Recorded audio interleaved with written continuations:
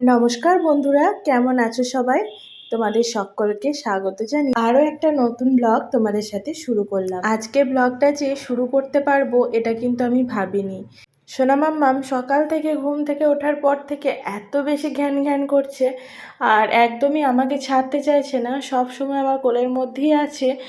বাচ্চাদের তো সব দিন সমান মুড থাকবে না, তো ওই কারণে আজকে আর ওকে নিয়ে ব্লগ আমি শুরুই করতে পারিনি, কারণ কোনো এক জায়গায় ও ঠিকভাবে বসছেই না। সকাল থেকে না করছে খেলা, না করছে কিছু, সব সময় কোলে চেপে, তাও আবার ঘ্যান ঘ্যান করছে। তো এই সবে মাত্র ওকে স্নান করিয়ে খাইয়ে একটু ঘুম পাড়িয়েছি। তো তারপরে দেখো আমি এতক্ষণে ভাত বসিয়েছি, মানে অনেক বেলা হয়ে গেছে।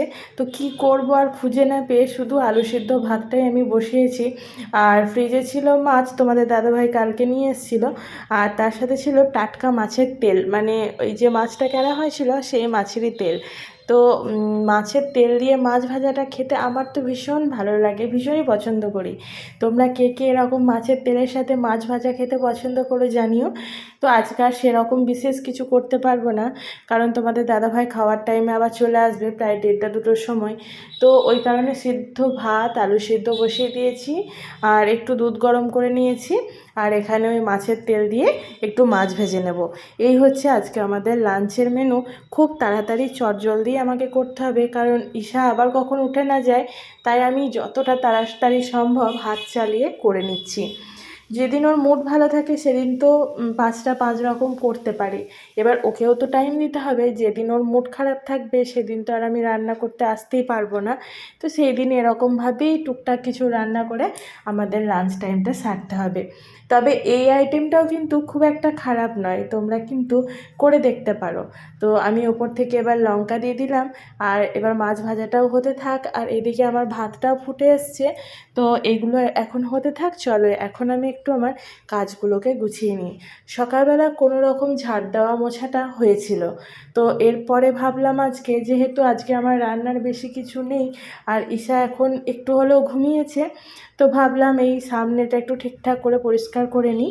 তো দেখো আমি স্টাডি টেবিলটা এখন পরিষ্কার করছি। কালকে একটু আমার ঘরের ওদল বদল হয়েছে, মানে আমার এই স্টাডি টেবিলটা তোমরা সব সময় দেখে এসছো, মানে অন্য আরেকটা দেওয়ালের সামনে এই স্টাডি টেবিলটা থাকতো, আর রান্নাঘরে থাকতো আমার ফ্রিজটা।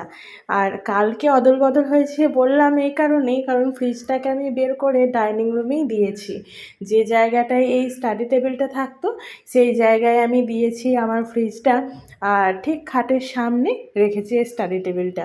কীরকম দেখতে লাগছে অবশ্যই জানিও, কিন্তু আমার তো বেশ ভালোই লাগছে, মানে ওয়াল পেন্টিংয়ের সাথে স্টাডি টেবিলটা বেশ ভালোই খেলছে। তো চলো স্টাডি টেবিলটা একটু মুছে নেওয়ার পর এবার এই যে বাইরের যে বিছানাটা থাকে সেই বিছানাটার মধ্যে যা কিছু সব কিছু রেখে দিই, মানে ওই যে মেয়ের জামা কাপড়, শুকনো জামা কাপড় থেকে শুরু করে মেয়ের খেলা, মানে সব কিছু আর কি এখানেই রাখা থাকে। আর সারাদিন টুকটাক টুকটাক করে এই বিছানাটা ভর্তি জিনিস থাকে। তো এখন আমি এই জিনিসগুলোকে গুছিয়ে নিয়ে বিছানাটাকে একটু ঠিকঠাক করে নেব। এর অন্য কোনো জায়গা একটু অগোছালো থাকলেও যদি বিছানা আর রান্নাঘর একটু গোছানো থাকে তাহলে মনে হয় দেখবে ঘরের প্রত্যেকটা জায়গায় গোছানো আছে। আর যদি বিছানা অগোছালো থাকে তাহলে মনটাই কীরকম একটা অগোছালো অগোছালো মনে হয়। তো এই টাইমটা আমি একটু ফাঁকা পেয়েছি, সেই জন্য এই টাইমের মধ্যে আমি আমার যে কাজগুলো ছিল সেগুলো সমস্ত কিছু একটু গুছিয়ে নিচ্ছি। এই বিছানাটা একটু ফ্রেশ করে রাখলে ডাইনিং রুমটা দেখতেও ভীষণ ভালো লাগে আর মনটা সবসময় ফ্রেশ থাকে। যেহেতু আমার চোখে সবসময় পড়ে এই বিছানাটা, তাই আমি চেষ্টা করি বিছানাটাকে সবসময় পরিষ্কার পরিচ্ছন্ন রাখার। মনে তো হয় সকালবেলা ওঠার পরই ঝাড় দেওয়া মোছা করে নেওয়ার পরই সমস্ত ঘরের, মানে যেগুলো যেখানে অগোছালো থাকবে সেই সমস্ত জায়গা গুছিয়ে নিয়ে তারপর আমার দিনটাকে শুরু করব। কিন্তু সেটা এখন আর হয় না। এত ছোট মেয়েটা আমার, ওর মুড সব দিন সমান থাকে না, আর সকাল থেকে ওকে নিয়েও অনেক কাজ থাকে। ওকে স্নান করানো, ওকে খাওয়ানো, ওকে টাইম দেওয়া, তো আর এই জিনিসগুলো সকাল থেকে আমার হয়ে ওঠে না। তাই ও যখন আমাকে একটু টাইম দেয় সেই টাইমটার মধ্যে আমি আমার ঘর সমস্ত কিছু একটু গুছিয়ে রাখার চেষ্টা করি। আর সব দিনের কাজ সব দিন যদি একটু কষ্ট করে করে নিতে পারো তাহলে দেখবে তোমার কাজও অনেক অংশে কম থাকবে।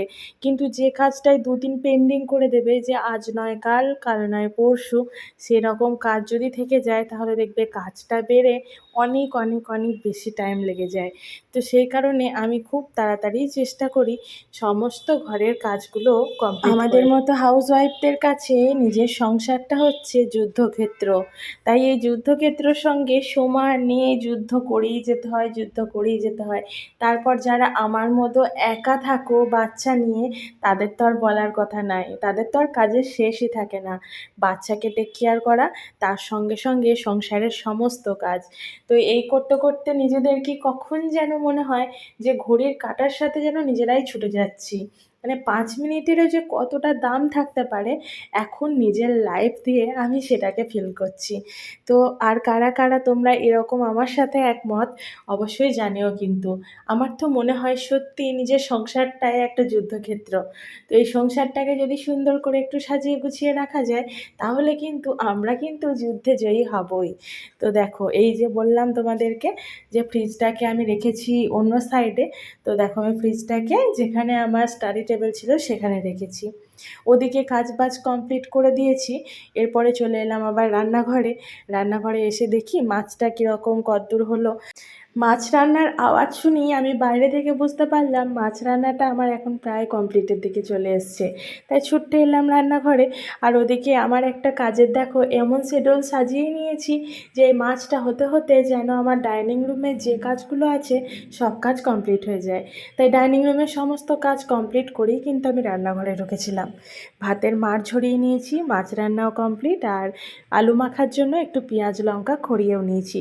তো এরপরে আমি গ্যাসটাকে মুছে নিচ্ছি, তাহলেই মোটামুটি রান্নাঘরের কাজও কমপ্লিট। মেয়েটা আবার কিন্তু আমার ওই 2টো থেকে 3টের মধ্যে উঠে পড়বে। তো এর মাঝে আবার তোমাদের দাদাভাই আসবে, খেতে দিয়ে নিজে খেয়ে তারপরে ওর কাছে যেতে হবে।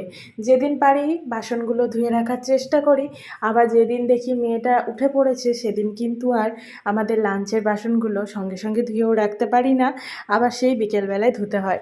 তো এইভাবেই আমার সংসারটাকে আমি সাজিয়ে নিয়েছি আমার মতো করে, সব কিছু তাল মিলিয়ে এইভাবেই আমার দিন কাটে। তো তোমাদের কীরকম আমার ব্লগগুলো লাগছে অবশ্যই কিন্তু আমার কমেন্ট বক্সে জানিও। যদি ভালো লাগে একটা লাইক করো, তাহলে যে আমি এত কষ্ট করে তোমাদের সামনে ব্লগ দিই আর সেই ব্লগ দেখে যদি তোমরা একটা লাইক করো, একটা কমেন্ট করো, তাহলে আমি আরও মোটিভেট হব আর পরবর্তী দিনে আরও ভালোভাবে তোমাদের সামনে ব্লগ উপস্থাপন করার চেষ্টা করব। আজকের মতো আমি আমার এই সুন্দর ব্লগটা এখানেই শেষ করছি। দেখা হবে নতুন ব্লগে। টাটা, সবাই ভালো থেকো।